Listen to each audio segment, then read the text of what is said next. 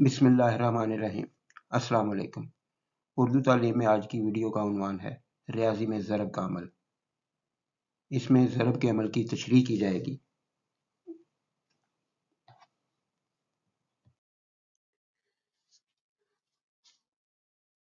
ज़रब का अमल बार बार जमा करने का अमल है, यानी अगर आपको बार बार एक ही रकम को जमा करना पड़ रहा है तो आप उसको जमा करने के बजाय ज़रब करेंगे।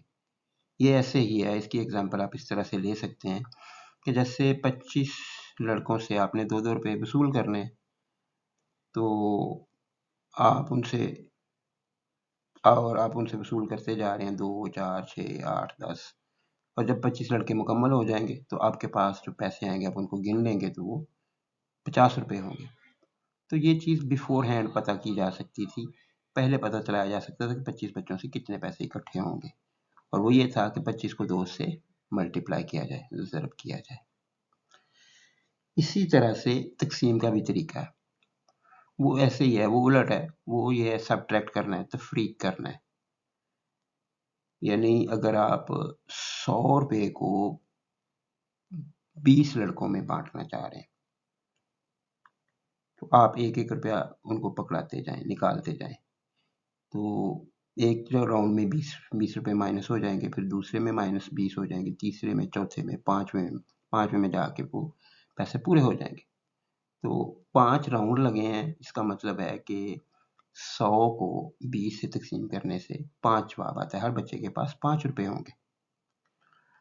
तो ये सिंपली आप कह सकते हैं कि तकसीम जो है वो बार बार तफरीक करने का अमल है, और जो ज़रब है वो बार बार जमा करने का अमल है। तो यहाँ पे मेरे पास जो एग्जांपल्स हैं, लेकिन इन एग्जांपल्स के ऊपर बात करने से पहले मैं थोड़ा सा आपको ये बता दूं कि ये अमल जो है ये कोई आज नया इजाद नहीं हुआ, या कुछ साल नहीं हुए, ये कबल अज़ मसीह के जो यूनानी थे, जिनमें से सबसे मेजर नाम फिथागोरस का लिया जाता है कि उसने ये तरीका इजाद किया था, तो वो लोग इस तरीके से अमल से वाकिफ थे कि ज़रब किया जाता है।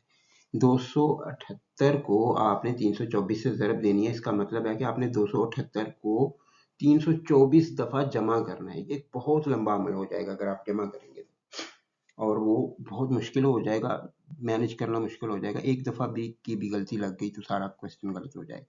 इसलिए उसको कंपैक्ट किया गया, शॉर्ट किया गया, उस तरीके को इतनी दफ़ा जमा करने की बजाय ज़रब का नाम दिया गया, मल्टीप्लाई करना है। और आज जो है वो हमारी किताबों में ज़रब का अमल थोड़ी सी वेरिएशन के साथ इस तरह से नज़र आता है कि मगर भी हिसाबदान या फिथागोरस लोग ने इस अमल को ज़ीरो लगा के लिखा था। हिंदुस्तानी हिसाबदान जिनसे हमने हिसाब सीखा है, हमारा ये इलाके का हिसाब है, वो यहाँ पे हमें सिखाया जाता है कि यहाँ पे हमने क्रॉस लगाना है ज़ीरो की बजाय। बात तो एक ही है, ये नल वैल्यू है जिसका जमा करने पर कोई फ़र्क नहीं पड़ता, ऐसे ज़ीरो है तो जमा करने से दो ही आएगा, इधर भी दो का दो ही आएगा, तो कोई ख़ास फ़र्क नहीं है। आपने ज़ीरो की एक थोड़ा सा रिप्लेसमेंट निकाल लिया कि आप उसकी जगह पे क्रॉस लगा देते हैं, और कुछ भी नहीं है। तो अब मैं इस अमल की तशरीह करता हूँ कि ये इसको ऐसे ही क्यों किया जाता है, ऐसे ही इस तरह से ही क्यों किया जाता है। जो तरीका हम इख्तियार करते हैं उसमें ये एक हैरत की बात है कि यहाँ पे अगर ये 3 डिजिट का नंबर है और ये भी 3 डिजिट का नंबर है, तो हम एक्चुअली 9 अदाद को, 9 नंबर्स को आपस में जमा करके ये वाला जवाब निकालते हैं।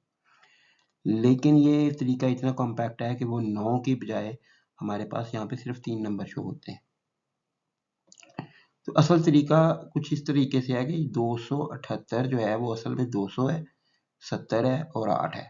278 जो है वो 200 जमा 70 जमा 8, ये हो गया। 324 भी इसी तरह से 300 जमा 20 जमा 4। अब ये तुम्हारे पास 3 रकमें हो गई ये, और 3 ये हो गई। तो इनको आप मल्टीप्लाई करते हैं, 4 को 8 से मल्टीप्लाई किया 32 आ गया, 4 को फिर 70 से करेंगे तो 280 आ गया, 4 को 200 से करेंगे तो 800 आ गया। इन तीनों रकमों को जमा करके हमारे पास 1112 आता है, जो हमने वहां पे डायरेक्ट निकाला था। तो यहाँ पे ये इस तरीके से आएगा। अब इसके बाद 20 की बारी है, तो 20 को 8 से ज़रब देंगे 160 आएगा, 20 को 70 से ज़रब देंगे 1400 आएगा, और 20 को 200 से ज़रब देंगे तो ये 4000 आएगा। और इन तीनों रकमों को जमा कर देंगे तो ये 5560 आता है हमारे पास। और इसी तरीके से ये हमारे पास इधर 5560 आया, जो हमने 2 को इधर ऊपर ज़रब दे के निकाला था, और ये 0 हमने एडिशनली खुद से डाला था कि वो एक नाल हर स्टेप पे एक नाल वैल्यू ऐड की जाती है। तो यहाँ पे भी देख लें एग्जैक्टली वही है। उसके बाद हमारे पास जो आखिरी डिजिट है वो 3 है, यानी 300 है, 300 को 8 से ज़रब देंगे तो वो आ जाएगा 2400, 300 को 70 से ज़रब देंगे तो 21,000 आएगा, और 300 को 200 से ज़रब देंगे तो 60,000 आएगा। तो इन सब को जमा करने से 83,400 आता है। अब इन रकमों को जमा कर ले और या इनको जमा कर ले, सेम है, तो ये हमारा हासिल ज़रब है। असल में इस तरीके में ये होता है कि हमने 6 वैल्यूज़ को मल्टीप्लाई करना है और हमारे पास 9 वैल्यूज़ आती हैं जिनको हम किसी भी तरीके से जमा कर सकते हैं। आप इनको कैलकुलेटर के तरीके से किसी तरह से ऊपर नीचे रख के जमा कर लें, ये जवाब आएगा।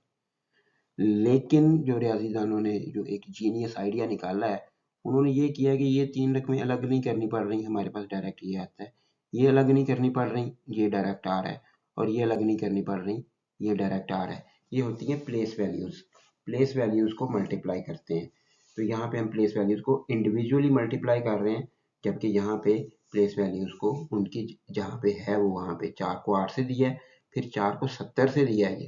एक्चुअली ये 4 को 7 से हमें बताते टीचर, तो यही बताते हैं कि हमने 4 का टेबल 7 तक पढ़ना है और फिर जो आंसर आएगा वो आगे चलना है।